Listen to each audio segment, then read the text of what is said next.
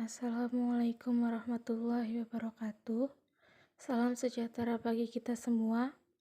Yang saya hormati Ibu Titi Haryanti, Sarjana Ekonomi Magister Sains, selaku dosen pengampu mata kuliah pengantar ekonomi, dan yang saya hormati teman-teman semuanya. Perkenalkan, nama saya Vina Dwi Rahmalina dengan NIM 202102080027. Video ini saya buat dalam rangka ujian tengah semester Program Manajemen Universitas Nahdlatul Ulama Purwokerto. Di sini saya akan mempresentasikan makalah tentang pasar.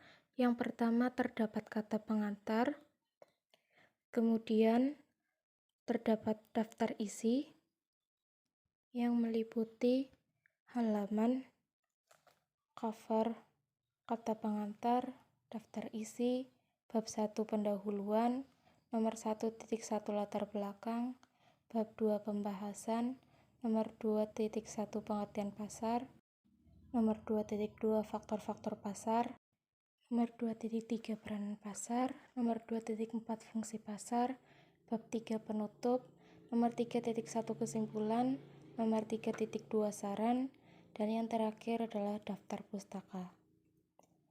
Untuk yang pertama, bab 1 pendahuluan meliputi latar belakang. Istilah kata pasar seringkali dimanapun banyak didengar dan kita jumpai. Pasar menurut dalam arti sempit adalah tempat bertemunya penjual dan pembeli untuk melakukan transaksi jual-beli. Sedangkan pengertian pasar yang dipakai dalam arti lebih luas yaitu di mana pertemuan antara penjual dan pembeli untuk melakukan transaksi jual-beli tidak lagi terbatas pada suatu tempat tertentu saja maupun pada hari tertentu.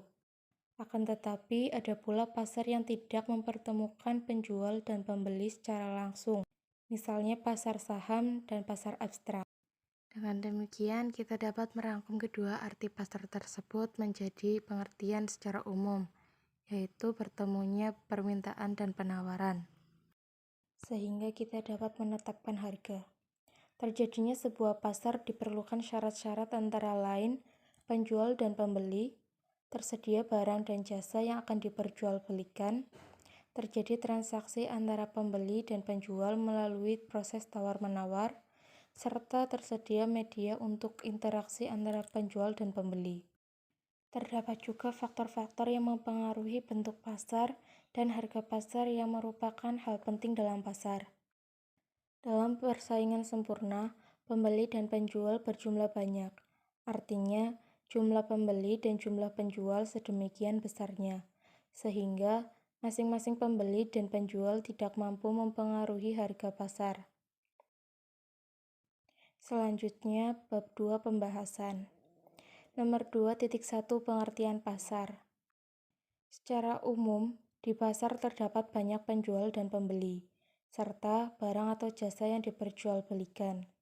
Penjual banyak menyediakan barang seperti sayur-sayuran, buah-buahan, beras, daging, alat-alat rumah tangga, dan pakaian. Pasar merupakan suatu tempat di mana para penjual dan pembeli dapat bertemu untuk melakukan jual beli barang. Penjual menawarkan barang dagangannya dengan harapan dapat laku terjual dan memperoleh uang sebagai gantinya. Adapun para konsumen akan datang ke pasar untuk berbelanja dengan membawa uang untuk membayar sejumlah barang yang dibelinya.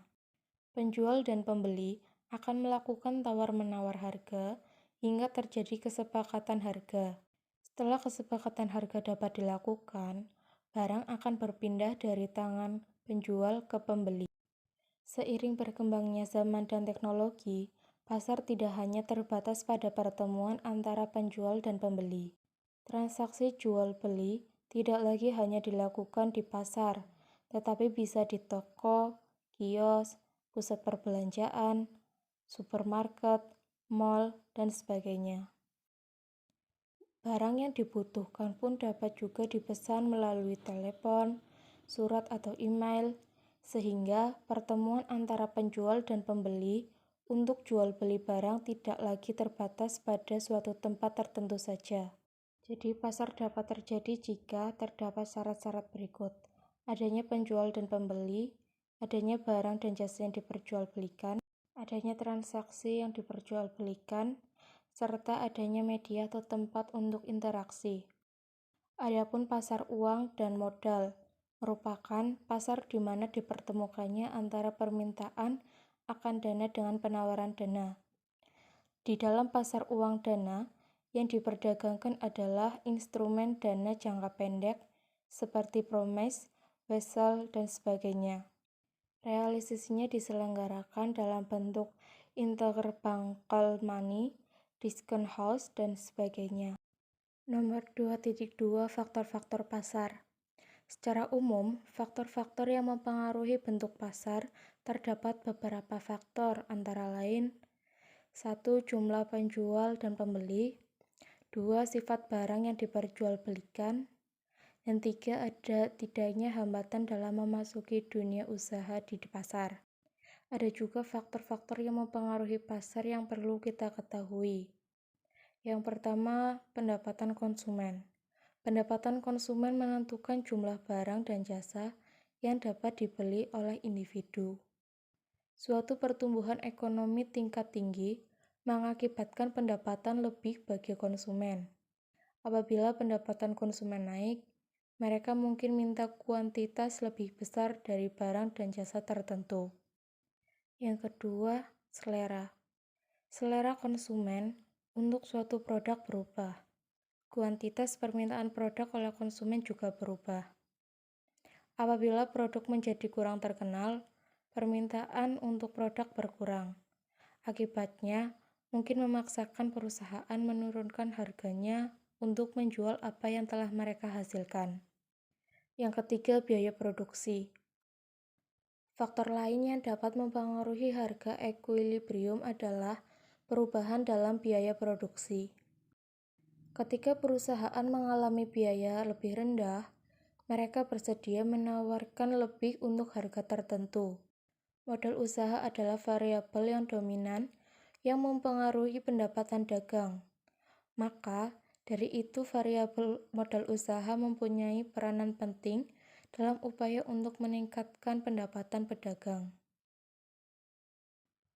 Nomor 2.3 Peranan pasar.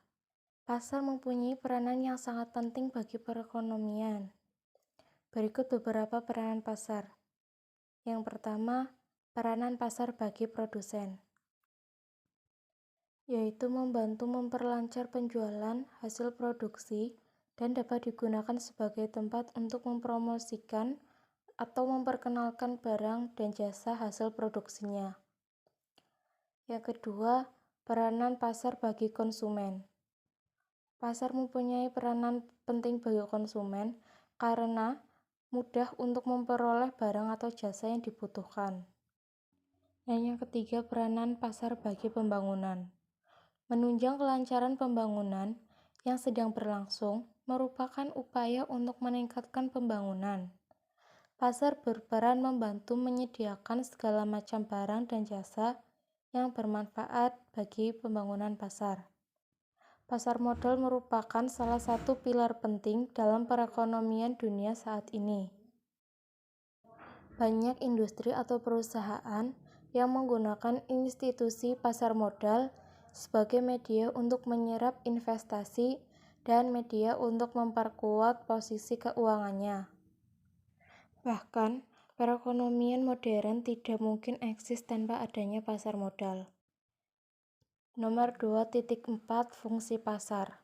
Secara umum, pasar mempunyai 3 fungsi utama, yaitu yang pertama, pasar sebagai sarana distribusi.